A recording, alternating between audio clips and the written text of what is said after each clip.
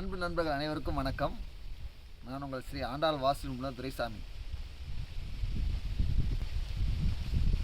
என்ன பிரச்சனையை சால்வ் பண்ண முடியல. நான் கடவுளை கும்பிட்றேன், எல்லாம் பண்ணுறேன், ஆனால் இன்னும் எனக்கு தெளிவாகல. அதனால் எனக்கு ஏதாவது சொல்யூஷன் கிடைக்குமா அப்படின்னா நிச்சயமான சொல்யூஷன் உண்டு. சில பேருக்கு பார்த்தீங்கன்னா வச்சுங்களேன், அவங்க டக்கு டக்குன்னு அவங்க வேலையெல்லாம் நடக்கும். சில பேருக்கு பார்த்திங்கன்னா வேலை இழுத்துரிச்சிட்டே போகும். இதெல்லாம் என்ன காரணம் அப்படின்னா, அவங்களாம் பார்த்திங்கன்னா கரெக்டாக தான் இருப்பாங்க, அவ்வளோ நல்ல மனிதராக இருப்பாங்க, சமுதாயத்தில் நல்ல மனிதராக இருப்பாங்க, நல்லா இருப்பாங்க. ஆனால் சில செயல்கள்னால, அதாவது அவங்க செய்ய மறந்த செயல்கள்னால அவங்களுக்கு சில தடைகள் ஏற்படுறதுக்கு வாய்ப்புகள் இருக்குது. அந்த மாதிரி உங்களுக்கு தடைகள் இல்லாமல் சிறப்பாக நடக்கணும் அப்படின்னா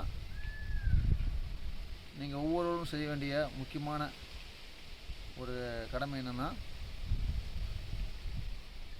நம்மளுடைய வீட்டில் இருக்கக்கூடிய நம்முடைய அம்மா அவங்கள தினமும் அவங்க பார்த்திங்கன்னா சாஷ்டாங்கமாக விழுந்து வணங்கி விட்டு தான் நம்ம அடுத்த வேலைக்கு நம்ம வீட்டு விட்டு வெளியே கிளம்பணும். இப்படி நம்மளுடைய அம்மா காலில் விழுந்து வணங்கும்போது என்னன்னா, இந்த உலகத்தை 6 முறை சுற்றி வர்றதுக்கும் அதேமாதிரி 6 தாட்டி சேது சமுத்திரத்தில் நம்ம குளித்தோம்னா அது எப்படி பாவங்கள் போகுமோ அந்த மாதிரி அனைத்து விஷயங்களும் போயிடும். ஸோ நீங்கள் டெய்லியும் நீங்கள் வீட்டு விட்டு கிளம்புறப்ப நம்மளுடைய அம்மாவுடைய காலில் விழுந்து வணங்குங்க.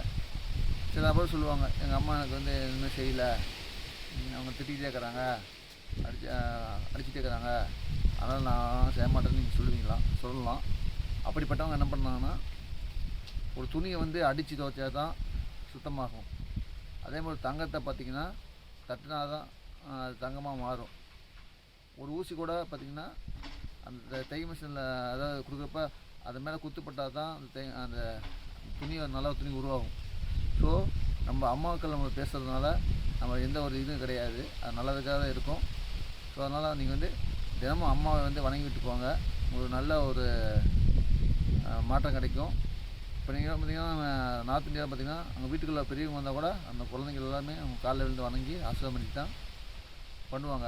நல்லா பழக்க வச்சுக்குவாங்க. இவங்களும் எங்கேயும் போனால் கூட அப்படி பண்ணுவாங்க. அதை நீங்கள் ஃபாலோ பண்ணுங்கள். உங்களுக்கு இந்த சின்ன சின்ன தடைகள் எல்லாமே விலகி ஓடிடும். ஏன்னா அம்மா தான் தெய்வம். ஸோ அதனால் நீங்கள் அம்மாவை வணங்குங்க, ரொம்ப சிறப்பாக இருப்பீங்க. நன்றி, வணக்கம்.